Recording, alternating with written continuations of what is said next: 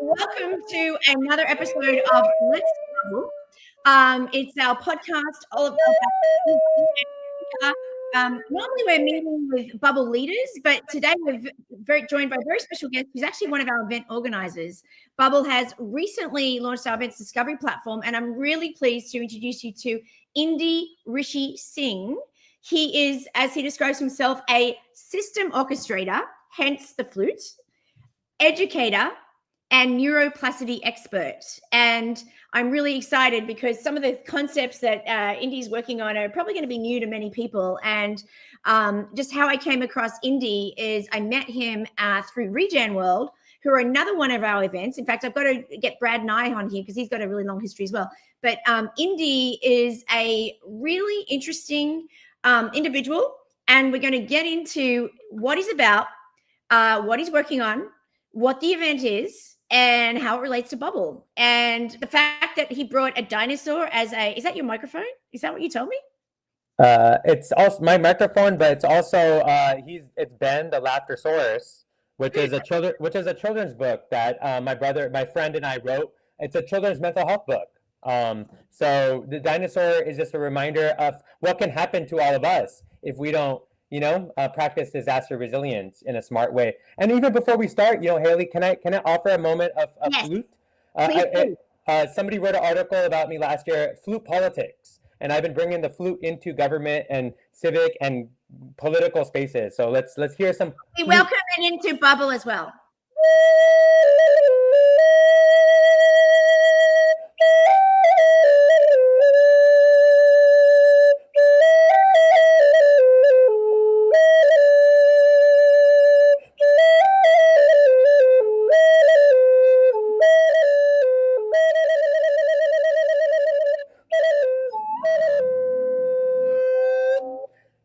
Yeah. Cool. Can I tell you that was really beautiful? I played the recorder. Is that the same as a flute? It's different, isn't it? It's different. I don't know if kids can do that, but in Australia, every kid learns the recorder. It's the same thing. Really? Yeah, we all learn it in school. Do they learn it? I think yeah, we did, but I wasn't paying attention. I was really bad. I was like drawing cartoons and stuff. Yeah, I remember probably my mother being so annoyed by not having one, but the next kid comes up and then I get my sister's old recorder, not a flute. And it just reminded me, but Hayley, you would have loved this. I did a few years ago. I went to India and went on a trip to film a bunch of. I was hired by a nonprofit that does amazing work with like orphanages and different like community programs throughout India. So I went to go film it and to document it. And I ended up visiting a couple of Red Cross orphanages. I had my flute, and the kids loved it. Like they were like asking me to play. And when I would play, they would listen to me. Like I was like, "Hey, clean up stuff," and like all the people who were working at the orphanages, like, "How are you getting all the kids to do everything?" I'm like, "Well, I'm playing the flute." So then what I did was they were all so excited about it. Before I left, I went and bought like 100 flutes for each orphanage, and I gave them all to the kids. But all the parents, you just saw all the adults, they were so annoyed because all the kids were like playing the flute. I bet the orphanage people running it were like pissed with that. Like, damn, he's making that. That's sweet. That's a good. And this leads us to like Indy Rishi Singh. So, I guess it's a very big question, but I'm going to ask it. Who are you? Who am I? And this is an open question. Yes. I feel that's taking me back to Zoolander a little bit. Who am I? I feel I don't think I'm ever going to have the answer to that. I'm excited to continue seeking both what's within me, but also what's within me in context to what the world needs. I can't help but think about I've been a part of a lot of different men's groups, right? And try to explore like how to be a healthy man, how to be a divine man, how to channel my shadows in a way that's helpful. And I can't help but recognize the importance of being a healthy warrior. And what does that mean today? A warrior for innocence, a warrior for harmony, a warrior for justice. How does that, do we need to pick up a sword for that today? Maybe, but maybe not. Maybe we need to be thinking about economics. Maybe we need to think about civic systems. We need to think about social systems and how are they harming? And what if the warriorship is showing up in more courageous ways into these systems and showing up even where you were uncomfortable? We don't need to. I fortunately don't come from a family that's privileged. I grew up in a very poor working class family. So I have a deep understanding relationship with the people who do shit. And how do we support people who grow the food? How do we support the people who build the homes that we all live in and the places we live in? How do we support them? Also, how do we support cultural stewards, caregivers right? Nurses, social workers, right? All these people we need in our community. How do we support them? In fact, look at all the strikes happening all around the country, like, and they're increasing. I just was on a call earlier today with the Cal State Board of Trustees, and they're like cutting a lot of fun. They're not even paying the workers, yet the Cal State has hella money from the government of California. So there's something happening right now. It's getting worse. And so for me, it's how do we be a warrior? How do I be also a magician? How do I also be a king or somebody who is a good leader? Like, what is a good leader today, right? So all of these things I'm exploring. Also, I forgot that we said magician, warrior. What was the last thing I'm missing? Oh, a lover, right? Also being a great lover, a storyteller, like caring about like the romance of life, the romance of nature, the romance of culture. How do we honor these things too? Like how do I show up in the best way with these 4 quadrants? And also, how do I also do it with other people in a healthy way, in a cooperative way? And that's, for me, really, it's really important. You'll see as we unlock more of what we're talking about and the different projects we're working on with ecoversities. How do we reimagine? How do we reimagine systems where it's more cooperative rather than competitive? And the competitiveness is actually harming situations. Like even people who are trying to get funding for projects, the people who are fakers and liars are getting the money. And the people who are actually doing the work are not getting the money or have great projects. They're not getting supported. How do we change that story? Because that story can't continue going. Otherwise, we're going to lose everything that's sacred, everything that we love. Wow. I mean, so much complexity to you, Indy. But what I'm hearing themes of civic duty, civic responsibility. I'm hearing community. I'm hearing politics. I'm hearing government. I'm hearing themes of, politicism, socialism, activism. I'm hearing themes of education. So many themes. Maybe you can share with us a little about like maybe your journey. Like, what did you study? I mean, did you study? I'm sure you did. Probably lots of stuff. I just came out I came out of my mom's womb and I was ready to rock and roll. Did you grow up in the US or did you grow up elsewhere? Well, I'm fortunate. I'm kind of like this beautiful cacophony of different cultures, right? Like I was born in Toronto, Canada, raised in the California Bay Area, often gone back to India and Punjab, where my family's Punjabi from northwestern India.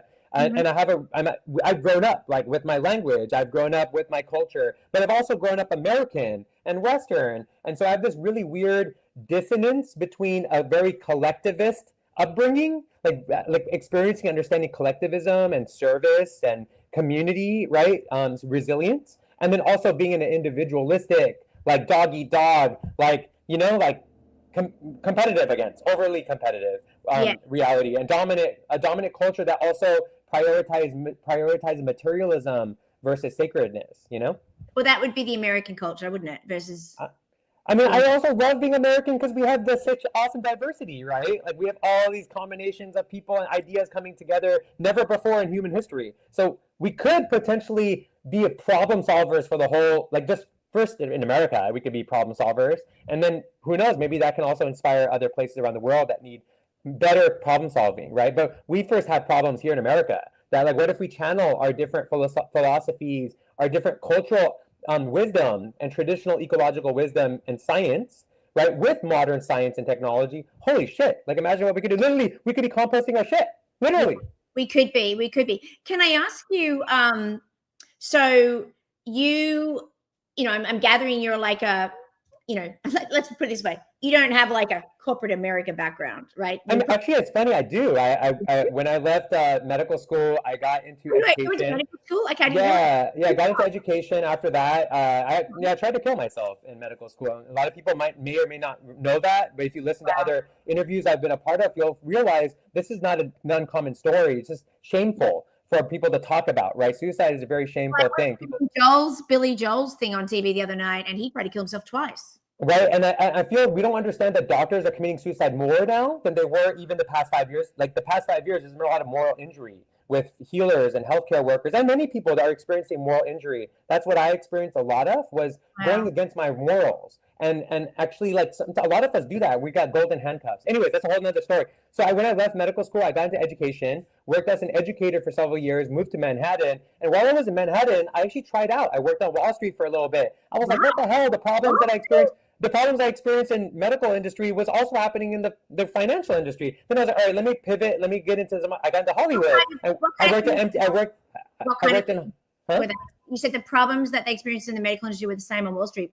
Just curious what kind of things. Moral issues, moral ethical issues, right? Like this basic common sense ethics. We're not talking complex ethics. It's like, do you put the care and the well-being of other people first? You know, like that's just like, that's really basic ethics and morals, because that's a system that will sustain, right? And so we learned about that. I mean, I learned about that in school. Didn't you learn about that, Hayley? Like how systems work? It's kind of physics. It's social science, right? Yeah. Anyway, so I went to Hollywood for a little bit. We actually built a studio, a film, music, and art studio, a full production studio in Manhattan. And that also got me into like how Hollywood and storytelling is also corrupted. And like, it's not putting the people first. It's not putting ethics first. It's not paying people well first, right? Which is like basic common sense things. You want things to last. So, you know, I got into different industries. They have unions in Hollywood. I thought they do pay people well, SAG and all of that.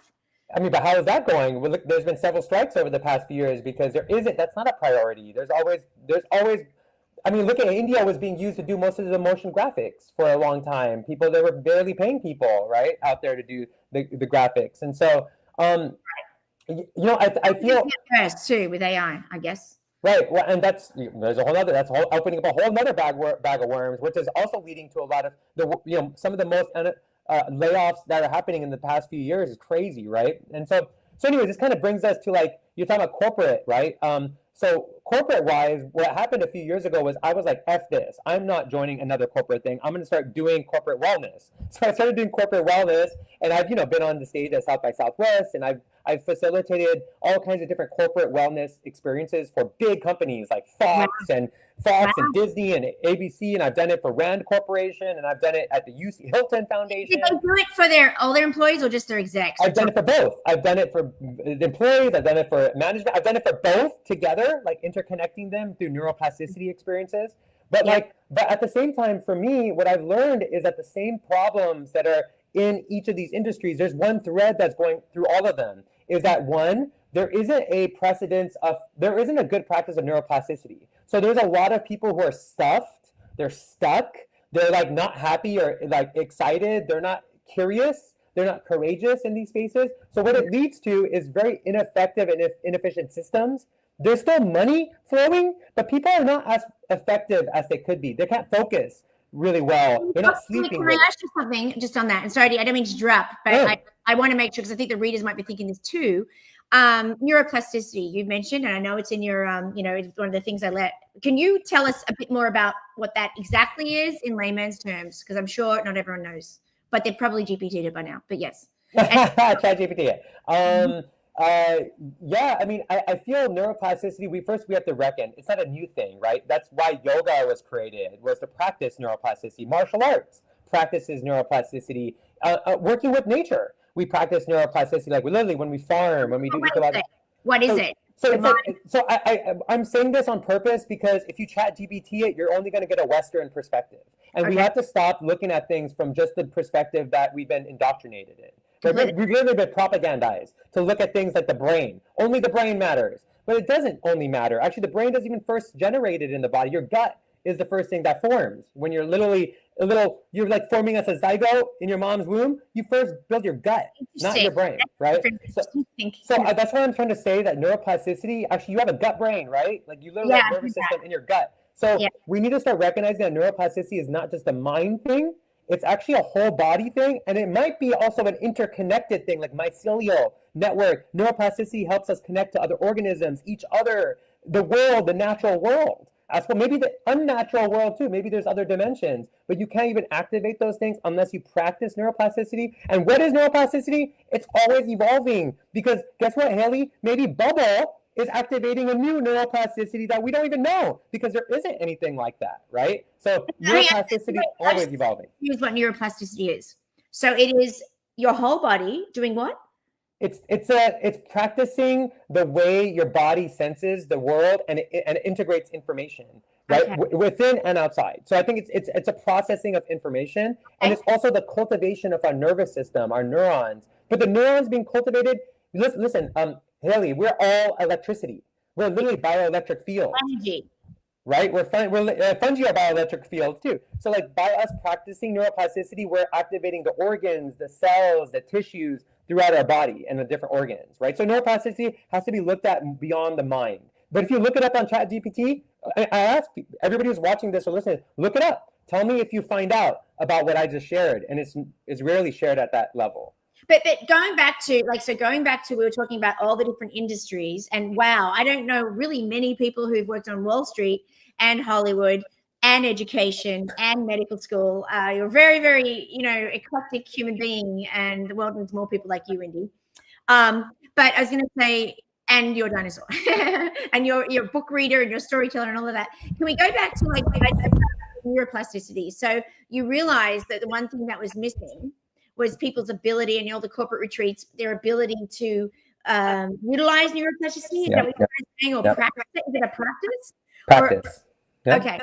Can we talk about that? And let's talk about that, and with that, let you. Sure. And it's funny. I'm glad that you Hayley. Thank you so much for acknowledging the different ways I've threaded my life professionally. I also feel one of my friends who's like actually a badass social scientist, like she gives presentations. She said to me that I'm an amateur social scientist. And she said she actually like this is actually one of the most beautiful things anybody's ever said. She's like, by being an amateur social scientist, you could do more than a professional social scientist, because she's limited by the profession, right? So she can only experiment in vitro. She can only do things, and she can get fired if she does things out of the box. I get to actually do things more freely, and I purposely I'm more honoring that I can actually push the boundaries as a social scientist than a professional institutionalized one. So that being said, so the neuroplasticity with the corporations, I feel, at first I would just bring in meditation. I was, even as a teacher with high school students, I would like introduce them to mindfulness and meditation and different Ayurvedic practices. Because when I left medical school, I got into Ayurveda, and Ayurveda really changed the game for me, right? And so it was like, whoa, I didn't know that we can focus like this. Ayurveda is breathing techniques, is it not? No, it's not. Ayurveda is a comprehensive science that's been developed over tens of thousands of years in India, and probably what inspired the Greek, like Hippocrates and all that Greek medicine was inspired by Ayurveda. So Ayurveda is very comprehensive. It's everything from like the individual health, collective health, planetary health. It integrates farming and natural. How do we steward nature? Ayurveda looks at the stars and the planets and how those interact with us. Ayurveda also integrates metaphysical understandings of things that we can't understand, that we can't really. Like holistic well-being. Would you call it? It's maybe not even holistic. Might be the wrong word. It's actually very scientific. It's physics. Ayurveda is based on physics. So, interesting. Wow. By the way, Western medical science is all biochemistry. So, I mean, I invite everybody listening to this. What comes first, biochemistry or physics? In reality, like in our lived reality, what's first, physics or biochemistry? Isn't it physics? I don't know. Well, I was reading that geo about how the world started with the big map in the sun and all that, and technically it's an explosion, a chemical explosion, was it not? It's physical explosion, physics, heat, right? Yeah. So rounding back, so in your life, you've had all these different careers. Have you like built lots of companies to like run your life like this? Do you get involved in projects? How do you kind of operate in the world? Do you lead projects? Do you run companies? Do you what do you do? Do you consult? Like how do you achieve what you want to achieve in the world? It's a lot of everything, actually. Ever since I left med school, it has been at first it was an uphill battle, because I moved to Manhattan and I didn't realize how expensive Manhattan would be. So I definitely spent most of my savings that I had saved up working as a teacher into living in Manhattan. And then there was a port. Why did you go there originally? Was that to work on Wall Street? No, not at all. I got promoted as a teacher to work to basically be the manager of instruction for like Manhattan, Connecticut, New Jersey, and Long Island. So I was hiring and training teachers to send out to different high schools. And so for me, it was, it's been a combination of a lot of things. I feel something I've been very sensitive to over the years, and it has both saved me and also contributed to why I'm so focused on just innovating systems altogether. And creating innovative new systems is we have very toxic business practices. Like people who like study business administration, people who study like to be MBAs, it's very toxic. Like it's extractive. It doesn't include nature. It doesn't include humanity. Like it literally doesn't, women are not included in the conversation a lot of times. And when I say women are not included, like what if you're a mother? What if you become a mother? How is that integrated into what if you have a family? How is that integrated into a business model, right? So I've been very sensitive to that. That's why I started getting into corporate wellness, was because I was like, I don't want to work for any of these industries if they're creating harm to the employees and they're creating harm to the community. And like most successful businesses today have created a lot of harm. Like you can't be successful at this point. You can't be a multi-billion-dollar company if you aren't harming. That's true. That is true. I don't know how many companies you could actually say in this world have added, well, maybe they might be donating millions of dollars, but they're still harming or they've harmed, right? Yeah. So for me, I'm kind of at this place that I'm not interested in giving my skills, my experience, my relationships, my networks to anything that's not doing it the right way. Whatever the right way is, exploring the right way too, right? And being humble about it. So at this point, my life has brought me in a lot of ways, building businesses, supporting businesses. Like I told you, we started a whole film studio in Manhattan. Who builds a studio in Manhattan from scratch, right? So we built. What happens to that? Is it still going? I've been a part of amazing projects. However, at the same time, I've also worked with people who have a lot of wealth who are fucked up and are very fucked up. So we also have to reckon with the aspects of maybe being a little bit more conscious who we collaborate with, maybe bringing people into a story of coherent collaboration rather than dog eat dog or manipulation or outright lying and not like backing up your word, right? Like even you have talked about folks in this conversation who literally don't pay their workers, but then get a lot of work from people and free labor from people. And I'm not down with that. So I think we need to start acknowledging that the way we do business hasn't been healthy, because like I've told you, I've done professional development and wellness. Every industry is suffering from not taking care of their workers and paying the managers more money who don't do the work, and the laborers keep getting less money. It doesn't make sense. I've also been in companies, I will admit, where they say they have wellness and like the people have never been more stressed out. Like, so they might give you a course on one side, but completely unrealistic expectations and on another. So, I think it's. And ownership plays a role. So Hayley, today I'm a part of 4 different companies, 2 nonprofits, 2 other for-profit businesses. They're all cooperatives. I will not work anymore with anyone like on a deep level unless we are sharing power and sharing ownership. Because at this point, even if I want to be the top dog, I actually don't want to be the top dog. I want to be in a more collaborative space anyways. And I realize also there's power dynamics created when it's not shared ownership. Like it's inevitable. Even if you mean well, there's always going to be power dynamics that are going to become toxic, because we're going to project on the people we can project on and get away with it. And we see it with families, right? Like how like an overbearing parent will project, right? Or like a parent will project on their children. And they mean well, they love their kids, but they'll project because they're the power structure. Right.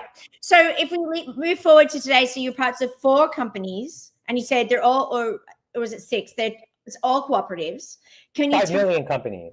Sorry, which companies? Just kidding. 5 million companies.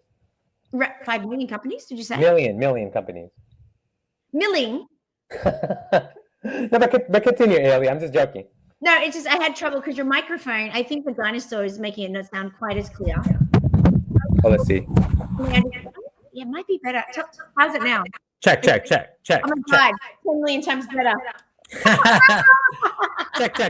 check. Okay, really a lot clearer.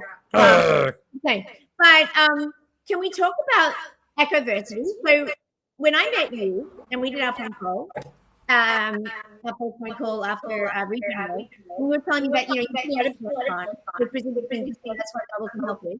And you told me you had a call about this project.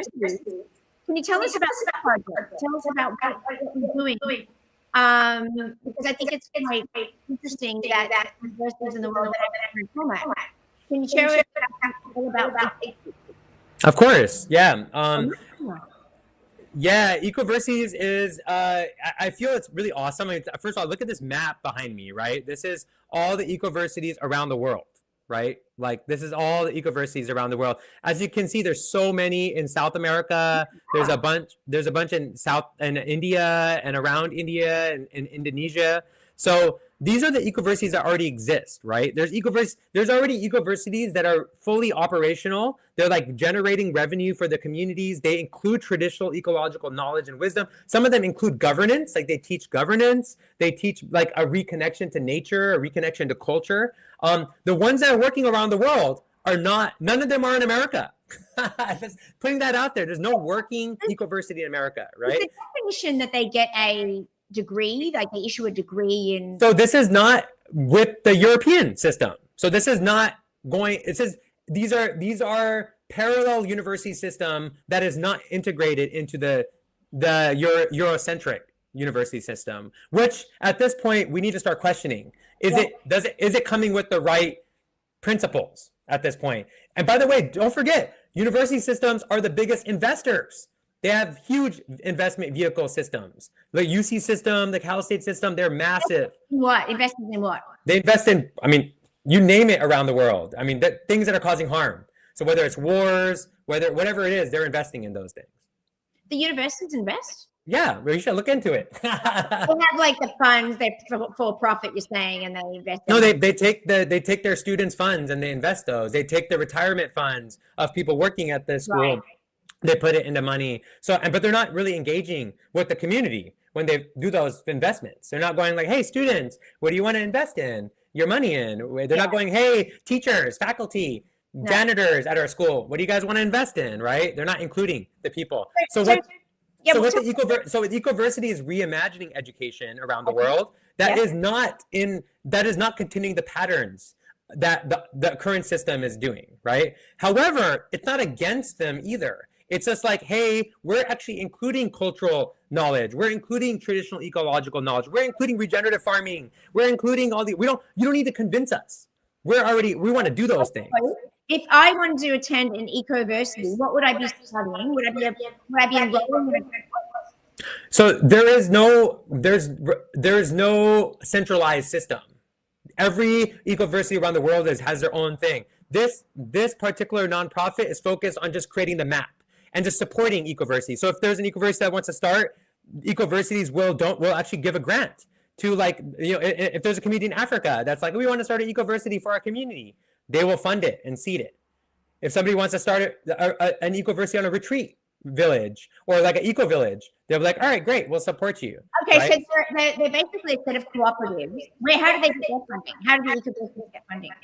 That's through donations. And what I'm looking at for us, like, so I mean, I guess to answer your question You're running one over here, are you? You're running the first one in the US, are you? Or one of that's the focus right now. So that's why we're doing this event in the Bay Area to actually be like, hey, how do we create a bioregional ecoversity that can generate jobs for community members, right? Whether you're a builder, ecological builder, a regenerative farmer, a caregiver that wants to caregive, including holistic medicine, how can you make money in a way that makes sense, like in the Western world or in the American world, you need money. You can't just like live in an eco village, right? So even if you're in an eco village, you still need money here, right? So for us to imagine an ecoversity, how can we build it? So what we're doing with this gathering, we have financial experts, we have civic experts, we have farmers, we have ecological builders, we have teachers, we have nurses, doctors. So we have a bunch of different people coming to this,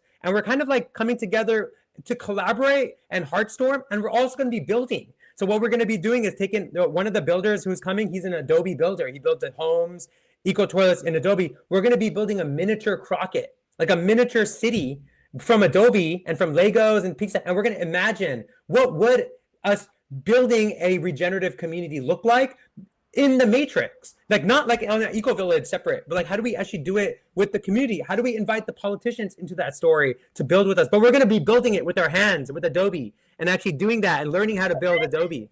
A physical brick or a computer? We're going to start with more, I guess they talk about this in permaculture. We're going to start first by doing the planning of the so we're going to build a miniature, kind of like a Lego, Lego set. A miniature ecoversity, miniature eco-city. An eco-city? Ecoversity. But are you building the ecoversity or are you building a city? But what are you actually building with the bricks? We're going to be using Adobe from the land, and we're going to be building like structures that we could build all around the town. Got it. Okay. And the town would be a model for an ecoversity. Oh, for an ecoversity. I get it. So you're kind of you're running an event coming up with Bubbl as an ecoversity. So you're running an event about basically building and forming the first ecoversity in California. Is that correct? Right. And what kind of people are coming? Say again? What kind of people are coming?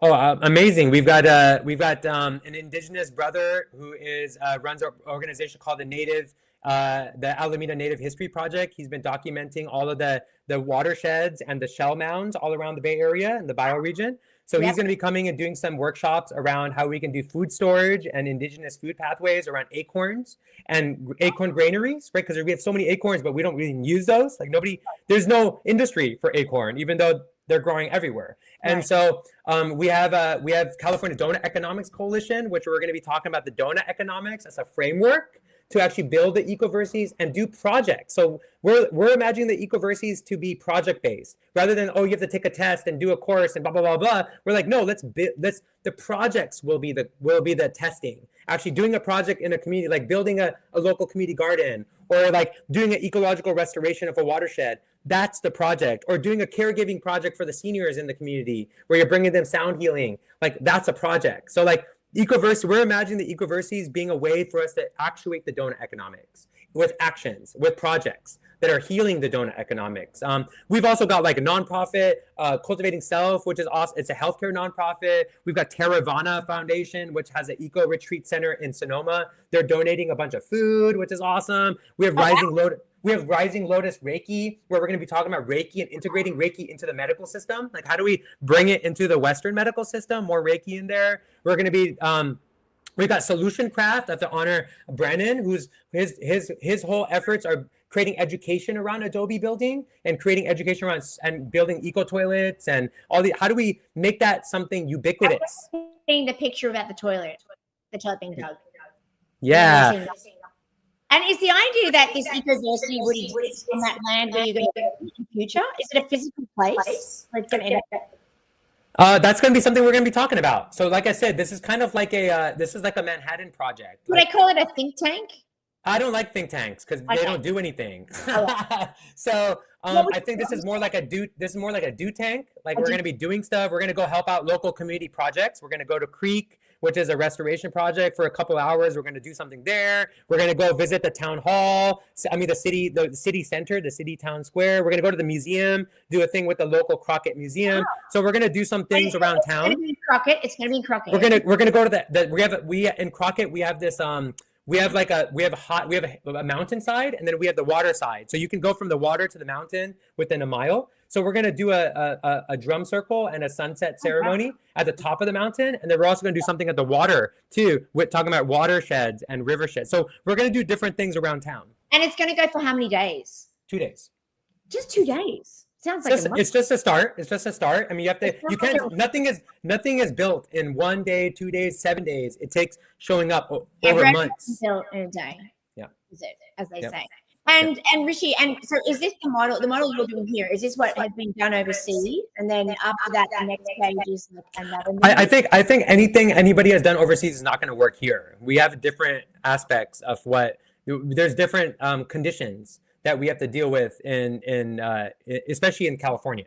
It's very different. Like we're in a complete, you can't like take something from India and put it here. You can't take something from Africa and that's nonsense, you know? Like we have to understand that you actually have to show up. Like, I mean, I personally, myself, I can't speak for anybody else who's showing up to this. Myself, I go to city meetings, I go to county meetings, I go to the education meetings, I go to the climate meetings, I go to the regenerative farming meetings. I go to all the meetings to find out what's happening. So I think you need to find out what's happening so you could build something that supports what is needed, right?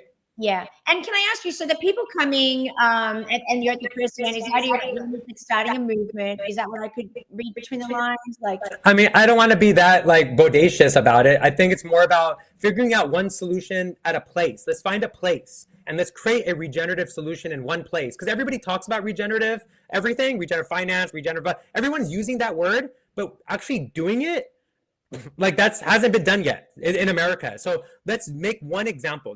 So I'm just focused where I live. Maybe it inspires other people to do it where they live, but I can only focus where I live, and let's do it here for start. Let's do something. And if somebody wants to start one, I'll support it, right? But let's actually create examples of regeneration. And I just asked regarding Bubbl. So, we're obviously a community travel platform. Right. I call there's many things you can call Bubbl as well. It's been for me to always articulate. I think the theme that has come through with what I'm trying to build, there's an echo, has been like, allowing communities to travel together. I think that's kind of what we're sort of building. Like, it all started at a cabin in Lake Tahoe, and it was about skier communities finding each other, and their common love was skiing. And in this case, the common love, or the common theme is this interest in this eco-visitor concept. So I guess I'm curious, like, so this is the first one. What attracted you to Bubbl in general? Was it that community aspect, or what were you sort of thinking? And then I think you're on mute. Yeah, sorry. There's two things that are important to me in this context. One is that it's run by a woman. Yeah. Okay, like I definitely want to support more woman-led projects, right? That's really important because we need the feminine compassion. Like we need you guys to be women and to be compassionate and empathetic as you're building stuff, because that's missing from a lot of building systems, right? Is the compassion and empathy, right? Okay, that's one. The second thing is I think we need to reimagine the way, like this whole Airbnb and everything, they prove that business model works for VRBO, blah, blah, blah, blah, blah. However, they're still extractive. They're still not place-based. And I love that what Bubbl does is it invigorates community building and relationship building at the local level, right? And it hopefully connects people to more people and connects people within networks where people live and are place-based. And so I really love that aspect. That's why I'm really excited for ecoversities and what we are going to continue doing, especially because people now are interested in what we're doing here. We've already gotten people reaching out from Hawaii. We've got people reaching out from Texas, Florida. I have a guy over who's hooked in Hawaii. I think we'd like to come to Florida. People are interested in this. So I think how can this ecoversity thing also be like a way to also maybe supercharge these ecoversities with Bubbl? Right, so Bubbl helps supercharge the relationship building, because housing is always a challenge. But what if we build the housing through these Bubbl ecoversity gatherings, right? So that's kind of where I'm looking at. How do we be like poly-solutionary for the challenges we're facing and generating revenue and possibility for people to do the right thing, like not to be extractive, to be community-based? Yeah, interesting, amazing. I mean, I think we are. Establishing and finding our way at Bubbl. And, we're really intrigued and excited to meet, especially people who are like what I would consider, you're definitely like a powerful community builder. You're a powerful activator. I think you're a powerful educator, all of the things that I think the world is looking for right now. A powerful leader too, I dare I say. Like, I think the world is looking at alternatives to, I think there's a lot. I mean, one thing I will say about Bubbl was that, like, when I looked at like what we call it pop-up co-living. It's not a term that is really a term, but the point is it's like for a short period of time, get together, have a powerful bonding experience, and then take that away. And then the idea of it is that you then, you infiltrate, you seed that into the next thing. Like my philosophy when I built Bubbl was like, we are the product of all of our bubbles. All the bubbles we've been in, including before Bubbl, the company, obviously, and after. And so if Bubbl could just be inserted there to like be an enabler, I think that's kind of what we're sort of trying to do. So I think it's just fascinating. Since I started Bubbl, I've started going to some of these like regenerative events, and I'm quite intrigued.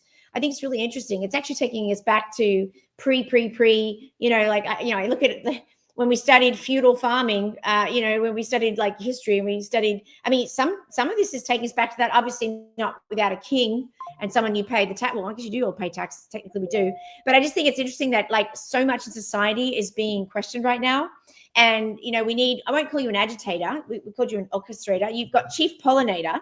I think that actually, by the way, isn't a bad word. I know you said that about Don't listen to this guy. Don't listen to this guy. I'm not a chief pollinator, but I don't listen. This guy, you gotta watch out. You gotta practice your neuroplasticity so you don't get tricked by this guy, okay? Well, okay. I'm just saying that somehow we'd seen that on your thing and he'd written that by accident. But I felt like we're really excited to like see where the Eco-Thirsty go. Like I said, I think I've got some people to put in touch for your event. We're really excited to like support it, potentially participate in it, and benefit from it. Like, I mean, if like for example, you know, people are flying in from all around Turtle Island to come to this event. They potentially could stay at people's homes and offer funds. In fact, Ecoversities, gives a grant. We got sponsorship from a real estate company here in the Bay Area that's funding this project. You know, we can generate revenue and actually support community members that are house people, that support, that feed people, that nourish people. Like we can create a care-based economy using Bubbl, right, as well. So I see this as the start of our journey, Indy.